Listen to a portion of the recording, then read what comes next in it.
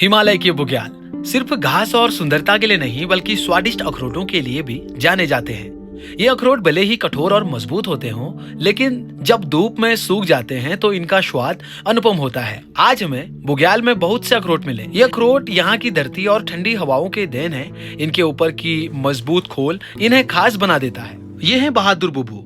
उम्र 70 वर्ष से भी अधिक है, लेकिन जोश और मेहनत आज भी किसी जवान से कम नहीं। वर्षा ऋतु समाप्त होते ही पहाड़ों में फिर से काम शुरू हो जाता है। बहादुर बुबू के साथ उनकी बहू और उनका पोता खेतों में आते हैं और वहीं घर पर उनकी पत्नी पोती की देखभाल और रसोई की जिम्मेदारी संभालती हैं। असोच का महीना पहाड़ों में यही समय होता है सर्दियों की तैयारी का, क्योंकि बर्फबारी के दिनों में गांव बाहरी दुनिया से कट जाते हैं। ऐसे में हर घर में जुटती है मेहनत, जुटता है भविष्य के लिए सहारा।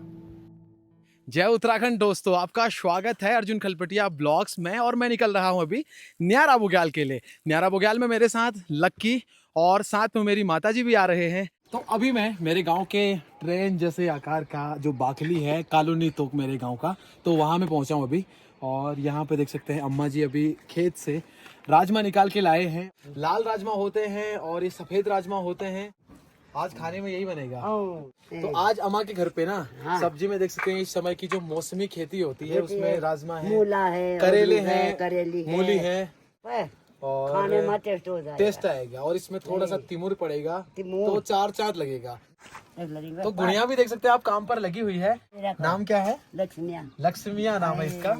और तो गुड़िया भी अम्मा को देख के वही चीज फॉलो कर रही है कि कैसे सब्जी बनानी होती है। और राजमा यहाँ के बड़े फेमस है, यहाँ पे बड़े स्वादिष्ट होते हैं खाने में। ये ग्रीन राजमा है, व्हाइट राजमा है और ब्लैक राजमा और कुछ रेड राजमा यहाँ पर होते हैं।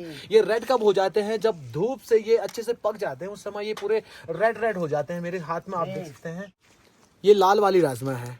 सब खेत में, सब खेतों की तरफ। आपका काम है घर में खाना बनाना, इसकी देखभाल करना बच्चे की और खाना पकाना। आज बुबू जी अखरोट निकालने निकले हैं। 70 वर्ष से भी अधिक उम्र में उनके पांव इतनी ऊंचाई और खतरनाक टहनियों पर बिना डर के चलते हैं। बहादुर बुबू के पास अखरोट के कई पेड़ हैं। यही पेड़ उनके परिवार की आजीविका का सहारा है। हर साल इन्हीं अखरोटों को बेचकर उनका घर चलता है।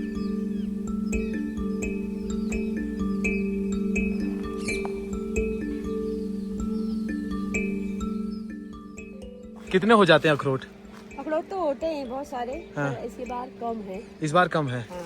अच्छा, लगभग कितने किलो हो जाते हैं? कितने कट्टे भर लेते हैं आप? 2-3 कटे हो जाते थे, आज तो नहीं है, थोड़ा कम हो जाए इस बार। इस बार ही कम है। हाँ। अच्छा, तो अगर यहाँ पे अगर आपसे कोई खरीदना चाहता है तो कैसा रहता है? इसका क्या हिसाब रहता है? 5 रुपए दाना रहता है। 5 रुपए दाना रहता है। हाँ। इतने बड़े बड़े अखरोट रहते हैं, आप खुद देख सकते हैं। पहले तो हम यहाँ की वादियों को देखेंगे ड्रोन शॉट के साथ, फिर निकलते हैं न्यारा बुग्याल के लिए।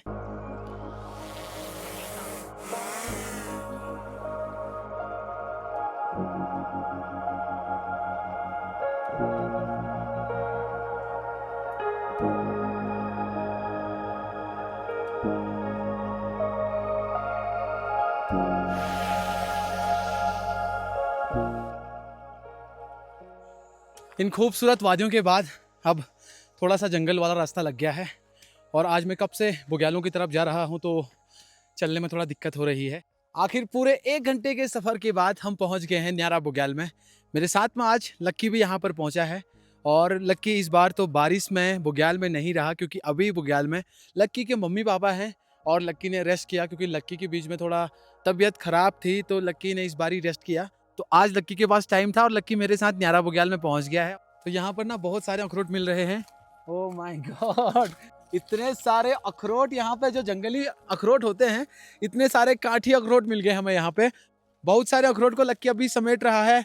और ये देख सकते हैं, ये होते हैं यहाँ के जंगली अखरोट, जो कि पहले इनको धूप में सुखाना पड़ता है, उसके बाद ये बहुत टेस्टी होते हैं। पहाड़ के लोग जानते हैं कि इन अखरोटों का असली स्वाद तभी निकलता है जब इन्हें कुछ दिन धूप में सुखाया जाए। सूखने के बाद ये सिर्फ स्वाद नहीं बल्कि ऊर्जा का खजाना भी बन जाते हैं। तो अभी सब अपने अपने लिए अखरोट इकट्ठा करने लग गए हैं। सबको अपनी अपनी पड़ी है। पहले तो ये प्लान था कि सब एक जगह पहले स्टॉक कर लेते हैं, फिर बाद में जाते हुए बंटवारा करेंगे। लेकिन अभी अभी सबका प्लान बन गया है कि सब अपने अपने लिए उठाओ।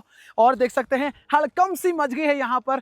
सब अपने अपने लिए अखरोट समेटने लग गए हैं।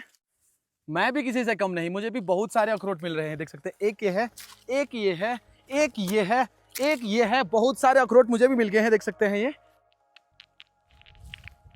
बुग्याल का जीवन यही सिखाता है, यहाँ कोई अकेला नहीं रहता। चाहे घास काटना हो या फिर अखरोट समेटना, सब मिलकर करते हैं। यही सहयोग इस कठिन जीवन को आसान बना देता है।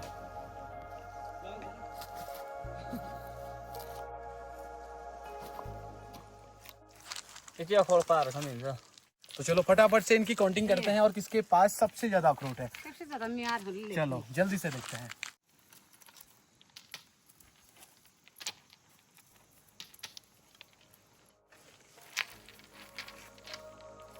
ये है न्यारा बुग्याल, मेरे गांव के बिल्कुल सामने फैला हुआ खूबसूरत और विशाल। कभी यही मैंने एक छोटा सा गेस्ट हाउस बनाया था। उम्मीद थी कि सैलानी आएंगे और यहाँ की खूबसूरती को महसूस करेंगे, लेकिन उम्मीद के मुताबिक यहाँ ज्यादा पर्यटक नहीं आए। धीरे धीरे ये जगह सुनसान होती चली गई और आज मैंने ठान लिया कि इस गेस्ट हाउस से सारा सामान गांव ले जाऊं।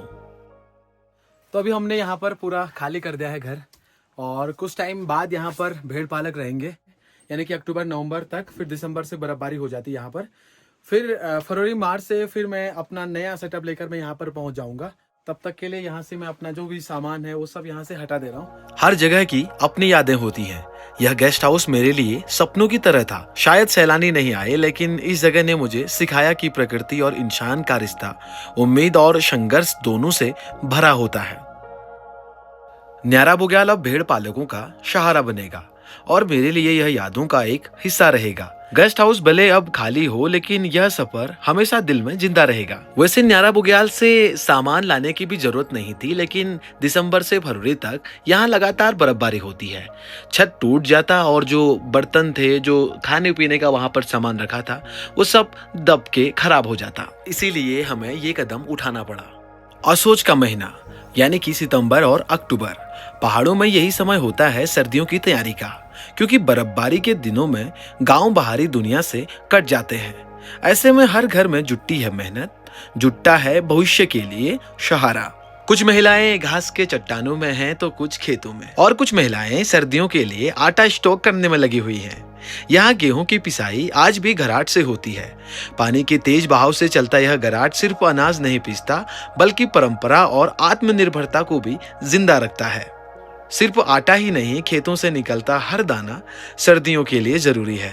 आलू, मडुआ, जंगोरा और भी कई चीजें, सब केयरफुली स्टोर किया जाता है, क्योंकि बर्फबारी में खेत महीनों तक ढके रहते हैं।